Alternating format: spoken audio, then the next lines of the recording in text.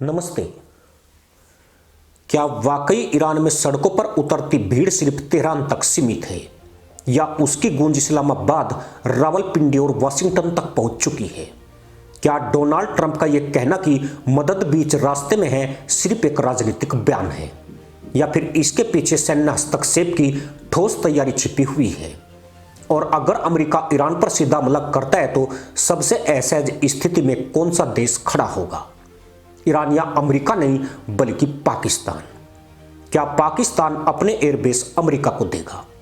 क्या असीम मुनीर की आपातकालीन बैठक इसी डर का नतीजा है कि पाकिस्तान एक ऐसे युद्ध में घसीटा जा सकता है जिसके लिए न तो उसकी अर्थव्यवस्था तैयार है, न उसकी आंतरिक सुरक्षा व्यवस्था और न ही उसकी जनता? ईरान में पिछले कई हफ्तों से इस्लामिक सरकार के खिलाफ जो प्रदर्शन चल रहे हैं वो सिर्फ सामाजिक या धार्मिक असंतोष तक सीमित नहीं है। ईरान के लगभग 31 प्रांतों में किसी न किसी रूप में विरोध दर्ज किया गया है।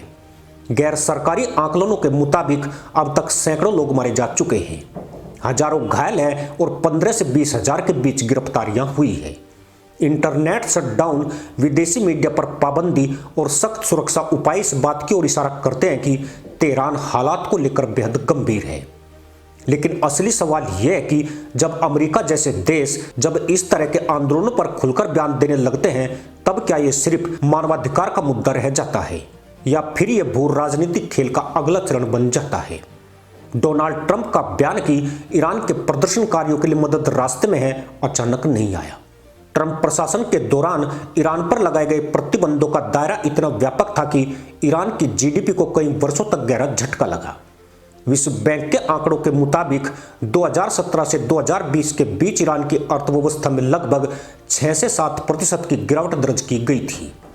तेल निर्यात, जो ईरान की आय का सबसे बड़ा स्रोत है, वो भी आधे से कम रह गया था। आज हालात फिर उसी दिशा में बढ़ते दिख रहे हैं। फर्क सिर्फ इतना है कि इस बार अंदरूनी असंतोष ज्यादा खुलकर सामने आ रहा है। यहीं से पाकिस्तान की परेशानी शुरू होती है।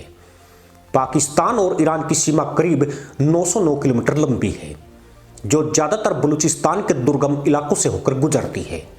ये वही इलाका है जहां पहले से ही बलूच उग्रवाद, तस्करी नेटवर्क और आतंकी गतिविधियां पाकिस्तान की सुरक्षा एजेंसियों के लिए सिरदर्द बनी हुई है। पाकिस्तान का बलूचिस्तान प्रांत देश के कुल क्षेत्रफल का लगभग 44% है, लेकिन आबादी सिर्फ 6% के आसपास। यहां सुरक्षा बनाए रखना वैसे ही मुश्किल है और अगर ईरान में हालात बिगड़ते हैं तो शरणार्थियों का दबाव इस पूरे संतुलन को और बिगाड़ सकता है। पाकिस्तानी सुरक्षा एजेंसियों के आंतरिक आकलन के मुताबिक अगर ईरान में बड़े पैमाने पर गृह अस्थिरता या सैन्य टकराव होता है तो शुरुआती चरण में ही 1 से 2 लाख लोग सीमा पार करने की कोशिश कर सकते हैं। पाकिस्तान पहले लगभग 30 लाख अफगान शरणार्थियों का बोझ दशकों से ढो रहा है। ऐसे में एक और शरणार्थी संकट उसकी अर्थव्यवस्था और आंतरिक सुरक्षा के लिए विनाशकारी साबित हो सकता है। इसी डर के साए में पाकिस्तान के फील्ड मार्शल और आर्मी चीफ आसिम मुनीर ने देश के शीर्ष सुरक्षा अधिकारियों की आपातकालीन बैठक बुलाई। ये कोई सामान्य बैठक नहीं थी।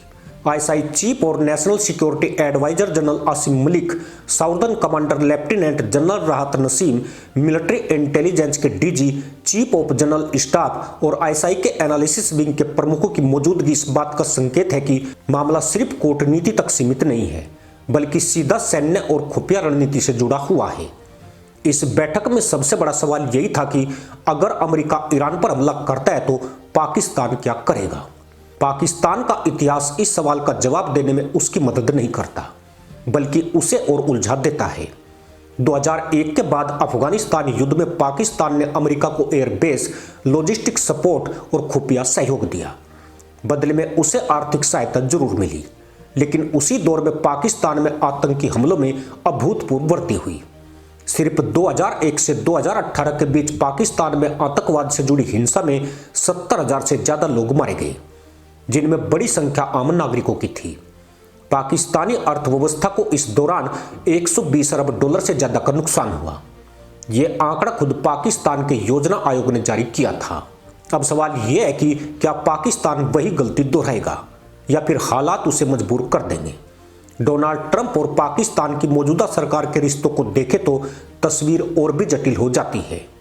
शहबाज शरीफ की सरकार पहले ही आर्थिक संकट से जूझ रही है।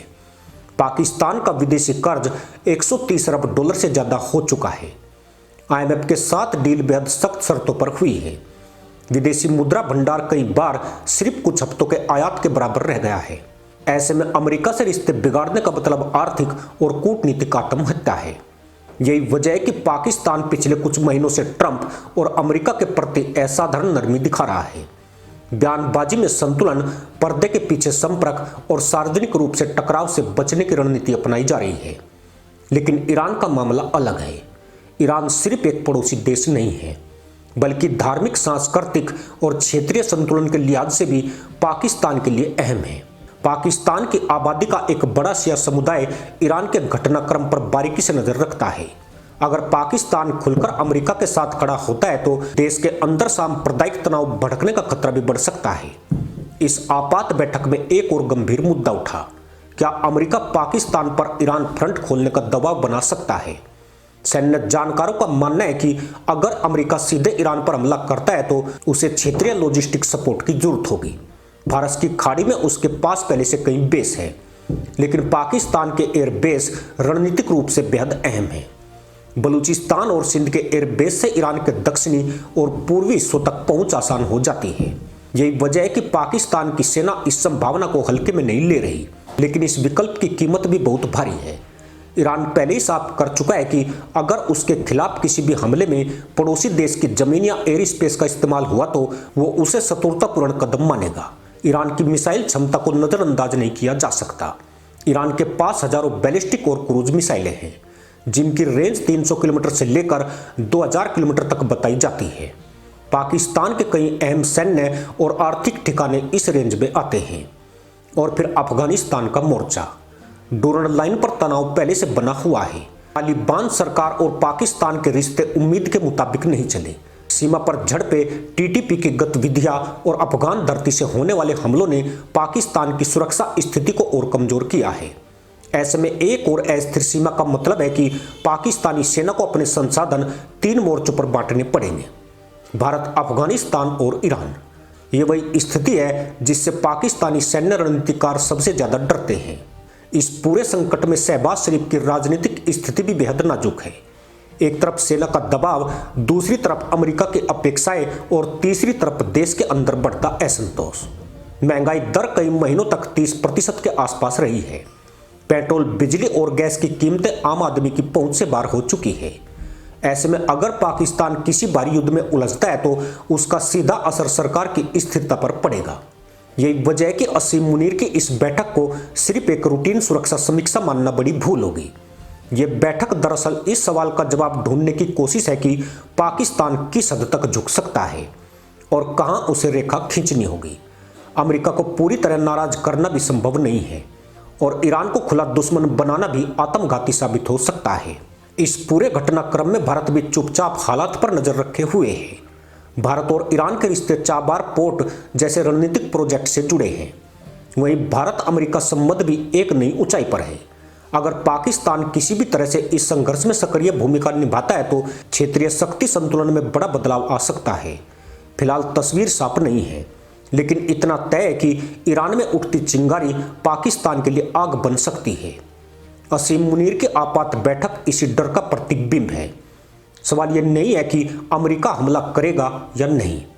सवाल यह है कि अगर हमला हुआ तो पाकिस्तान कहां खड़ा होगा? क्या वो फिर से इतिहास दोहराएगा या इस बार कीमत बहुत ज्यादा होगी? यही वो सवाल है जिनके जवाब इस वक्त रावलपिंडी के बंद कमरों में तलाशे जा रहे हैं और जिनका असर आने वाले महीनों में पूरे दक्षिण एशिया और मध्य पूर्व की राजनीति पर पड़ेगा। इसी के साथ अनुमति दोस्तों, जय हिंद, वंदे मातरम।